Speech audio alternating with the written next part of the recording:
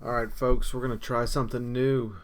Dustin and I like to call this segment Raw Reaction, where we are going to record some quick, unedited thoughts and reactions to the games right after the games. These will be in addition to our regular weekly episodes. Sometimes we'll each have one, but tonight's probably just going to be me. So let's get started.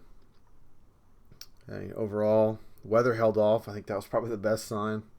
I think a lot of people could have used it as an excuse to not show, but I'm always impressed with the fans that, we had a great crowd, all things considering, weather, opponent, Thursday night. Just there could have been a lot of excuses for a lot of people to not show up, but state fans filled the stadium every week, which is an impressive thing if you consider the lifetime record of the program is roughly about 500. So good job, Pack fans. That's awesome to see every time. Now on to the game.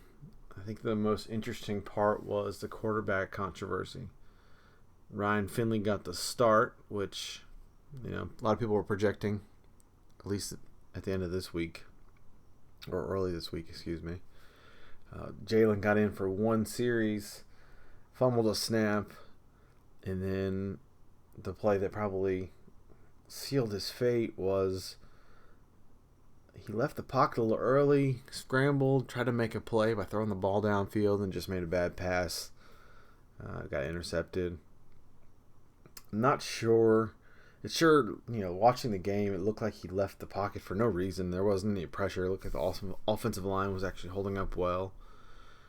But I think that's probably what's been going on in practice. Finley's a little bit more in control. McClendon probably a little higher side. The offense looked a little different with him in there. I think McClendon is more of a downfield. They threw some read options in there where Finley was more controlled, get the ball to the guys, short passes. So I think that's the offense might change depending on which quarterback's back there. But you have to be impressed with Finley, who's under control, didn't do anything bad. First two series, 2 scores. McClendon comes in, bad series, interception. Finley comes back in, scores again. So I think you might have your quarterback. I think it might be Ryan Finley. That's probably what we'll see going on. I think McClendon will probably get some snaps here and there, just for a different look, different ability. But Dorr emphasizes ball control and not doing anything stupid, and game management is what he always says. So I think Finley's going to be your guy. I'm okay with that. We'll see what happens on the road, different environment, things like that. But he looked good. I think he was 17 of 21, a couple touchdowns. Dorr made a comment in his press conference that Finley on 4th and 1 took a sneak when that wasn't the play call. I'm guessing that was the goal line stand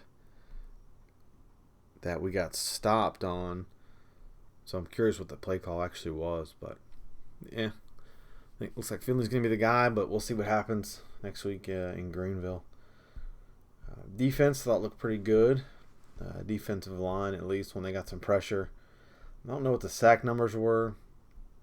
And I'm probably not going to mention Kentavious Street's great play, bonehead play combination there. Let's not talk about that one. But I thought the defense looked well overall. I think they gave up a drive. The first drive they scored, and everybody was probably wondering what the hell just happened. And then they didn't score again until the first drive again of the second half. They looked like both times they just came out a little flat and, they weren't getting after it as hard as they could, but essentially controlled the game. I think William & Mary had 170 yards total offense or something like that. Pretty much in control. Their one wide receiver did a pretty good job. I think he might have been the South Carolina transfer. Number 11 seemed to get open quite a bit and kind of give us trouble. I don't know if he's good enough to play in the SEC, so maybe he's just good. But it was some question marks there. But I think when the defensive line got pressure up front, it really helped everybody out. Linebackers, and I think Fernandez got an interception, so I think that was good. Overall,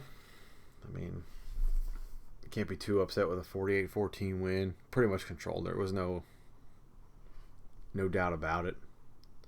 I'm happy with it. I think the offense was designed what we wanted to do. Get it to playmakers. Jalen Samuels, awesome. Matt Days, of course, was awesome. Hines. Kelvin Harmon looked good. He had a couple passes. McClendon came back in the fourth, and I think the last touchdown was a deep corner pass to Harmon, which kind of surprised he threw it. Looked like there's pretty good coverage, but Harmon went up and got it. Caught it, falling backwards. It was a nice catch. And I think Johnny Frazier also looked good on that drive in that fourth quarter. He really hit the holes. I'm not sure what his numbers were, but he didn't get much playing time, but he looked pretty good, looked pretty quick. I think you might see a little bit more of him later on, but overall, I thought everything was good. I thought the offensive line performed pretty well. I have to go back and watch it later this weekend and just see for sure, but I think I was impressed given the amount of changes, the new coach, new offensive line coach, but new tackles and new center. Pretty much everybody was new except for Tony Adams and some of the backups who were now playing, but they looked to hold up pretty well. There was only a couple times when William Mary got some pressure, pushed us around, but it's to be expected. I think the question was, the odd part was that there's no field goals. Connor Haskins came and kicked the first extra point. Bambar took the rest of them. William Mary actually blocked a extra point. I'm not sure what happened there. It looked like they just came up the middle. Missed assignment or something. It's not on Bambard, but kind of weird not to kick a field goal. I mean, I guess they didn't have the opportunity. I'm not sure what the reason was, but I'd hate going into Greenville with ECU next week with two guys who haven't kicked a field goal and not really knowing who your kicker is. I mean, I guess Bambar got the most of the work. I don't know. I don't know what they're going to do. Kickoff coverage was not great. I think Jackson Maples took the first kick and kicked it out of the back of the end zone, but the rest of them were kind of all over the place. He had one out of bounds. Some of them were real short. William & Mary got a couple decent returns. I think that's something that needs to get fixed with a quickness. Kicking game is questionable across the board still. Of course, A.J. Cole looked good. The couple of times he did punt, 40-plus yard punt, good hang time. I mean, the kid's really good. He's going to be really good by the time he's done.